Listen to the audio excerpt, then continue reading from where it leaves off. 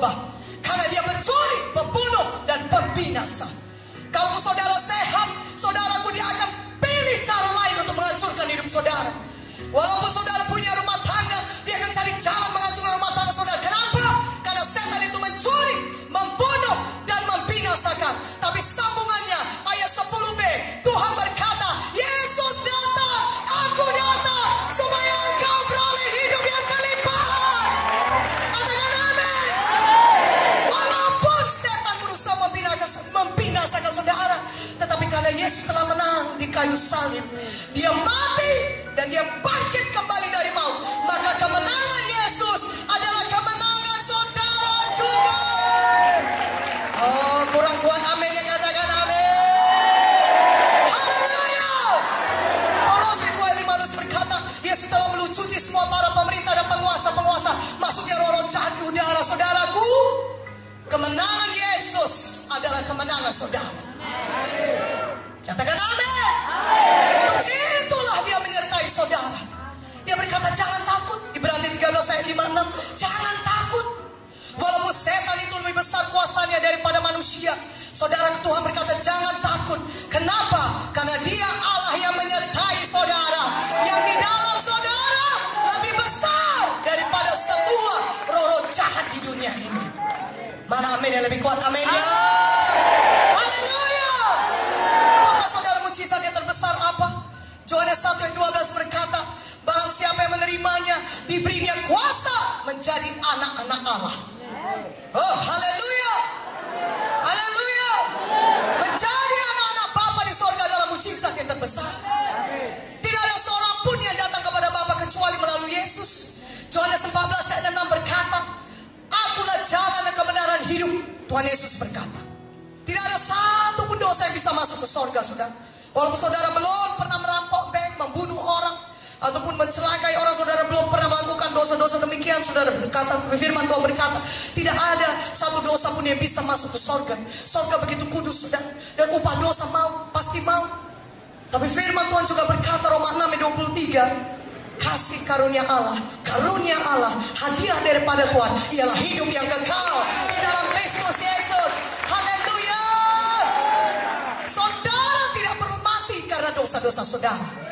Kalau saudara percaya kepada Yesus Kristus, Yesus sudah mati menanggung semua dosa saudara.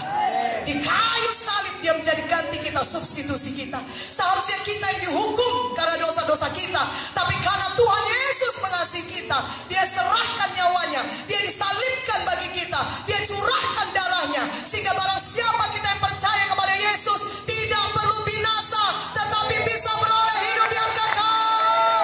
Amin. Kita tidak perlu binasa karena dosa kita, saudara. Kalau kita percaya kepada Yesus, Tuhan Yesus akan menyucikan kita dari segala dosa kita, sehingga kita dibenarkan, dikuduskan, dilayakkan masuk kerajaan sorga. Itu semua adalah hadiah Tuhan, karunia Tuhan. Saudara hanya perlu menerimanya, sehingga saudara bisa memiliki hidup yang kekal. Namanya hadiah, saudara tidak perlu berbuat apa-apa. Kalau hadiah itu hanya perlu diterima saja. Itulah sebabnya Tuhan Yesus berkata, saudaraku, barang siapa yang percaya kepadaku, Tuhan berkata, saudaraku, Yohanes 3:16, karena begitu besar kasih Bapa akan dunia ini, sehingga dia mengaruniakan anaknya yang tunggal ke dalam dunia itu mati bagi kita, bangkit kembali, supaya kita percaya kepada yang tidak binasa, mereka beroleh hidup yang kekal. Malam ini saudara, pastikan saudara sudah selamat, tidak lagi kehilangan jiwa saudara, tapi sudah selamat, sudah lahir baru, sudah punya Yesus dalam hati saudara. Katakan amin. Haleluya. Saudara mau Allah Immanuel, Allah yang menyertai saudara, tidak pernah meninggalkan saudara. Saudara harus malam ini buka hati saudara, persilahkan Yesus masuk dalam hati saudara. Katakan amin. Haleluya. Haleluya. Dalam firman Tuhan berkata, bagaimana kita diselamatkan? Roma 10:9-10 berkata, jikalau engkau percaya dalam hatimu bahwa Yesus adalah Tuhan, dan mengaku dengan mulutmu bahwa Tuhan Yesus sudah mati dan dibangkitkan kembali pada hari yang ketiga, maka engkau akan diselamatkan. Katakan amin. Ketika kita mengaku dengan mulut kita dan mempersilahkan Yesus masuk dalam hati kita, maka kita akan menerima hidup yang kekal. Amin. Firman Tuhan berkata dalam 1 Yohanes 5 ayat 11 sampai 12, barang siapa memiliki Yesus, dia memiliki hidup yang kekal. Barang siapa memiliki anak, anak itu huruf besar. Artinya barang siapa memiliki Yesus, dia memiliki hidup yang kekal.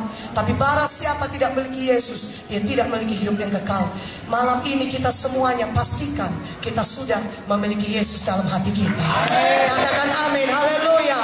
Karena itu saya sudah angkat tangan saudara semuanya, tutup mata kita.